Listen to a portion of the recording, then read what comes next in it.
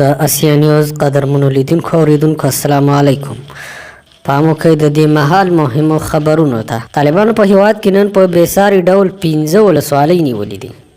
په فراه کې د پشت رود او جوین ولسوالۍ، د غور ولایت د ساغر ولسوالۍ، د هرات ولایت د اوبۍ ولسوالۍ او د زابل ولایت د ارغنداب ولسوالۍ د طالبانو لاسته ورغلي دي. یادونه وړ ده چې په زابل کې د دریمه ولسوالۍ ده چې د طالبانو لاس. په لغمان ولایت کې د هاوان د برید له امله د ښځو او ماشومانو په ګډون 15 تنه هیوادوال په شهادت رسېدلي دي. د امریکا د بهرنیو چارو وزارت وايي ممکن ځینې هیوادونه په کابل کې خپل سفارتونه وتړي. د افغانستان د روغتیا وزارت وايي په تیرو 4 ساعتونو کې د کرونا له امله 58 کسان مړه شوي دي. پاکستان په کابل کې خپل کونسلګري د ویزا اخیستونکو پر مخ تړلې ده. یو پخوانی استرالیایي افسر ویلي چې په کندهار او روزګان ولایتونو کې په قصدي توګه ولسي وګړي په نښه کړي.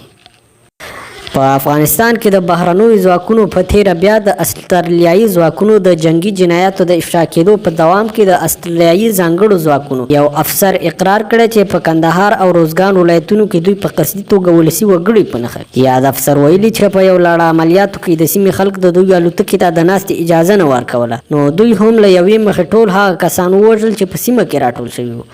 دغه افسر په وینا الوتکې له ناستې وروسته له امر سره سم هغه ټول ځایي کروندګر هم ووژل. په سیمه کې موجود وو د دوی د ډزو شاهدانو. دی وایي په خپل لاس یې هغه تنکی کروندګر ځوان په نښه کړ چې د تراکتور تر شا پټ و. نږدې 14 یا 14 کلونو په شاوخوا کې به یې عمر در. دا لومړی ځل نه ده چې یو افسر د خپلو جنګي جنایاتو کیسه کوي. تر دې وړاندې هم نړیوالو بنسټونو افغانستان کې د استرالیا له جنګي جنایاتو پرده پورته کړې ده، خو دغه هیواد بیا ژمنه کوي چې ټول جنګي مجرمین به محاکمه کوي. د امریکا د دفاع وزارت پخوانی وزیر ښاغلی ګیټس امریکا افغانستان نسی هیرولی. د افغان جنگ د امریکا لپاره د سیوري په څیر. ګیټس لیکي که څه هم خبرې روانې دي، خو زما په باور طالبان ټوټال کنټرول غواړي. طالبان ښایي له چین سره زیات نږدې سي. چین، افغانستان او ایران په شان هیوادونو ته ضرورت لري. عطا محمد نور په مارشال دوستم تور پورې کړی دا. ویلي دي چې مارشال دوستم له ځینې هیوادونو څخه وسلې ترلاسه کړي او اوس یې د طالبانو په ضد یوازې نمایش ته وړاندې.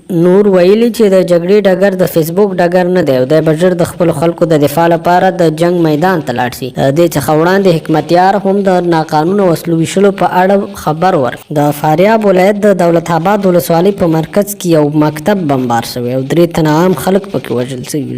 د افغانستان د اطلاعات او کلتور وزارت سرپرست محمد طاهر ظهیر وایي کابل کې پر 219 ډوله موټرو په پرونۍ چاودنه کې د افغان فلم 2 کارمندانې طیبه موسوي او فاطمه محمدي وژل شوي دي. په اسرائیل کې د بنیامین نتنیاهو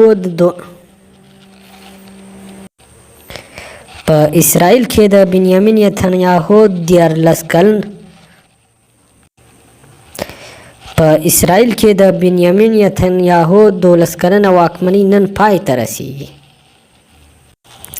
د اسیا نیوز محترمو لیدونکو، مننه چې تر دا دمه وئ را سره. دا د اسیا نیوز امتحاني خپرونې دي.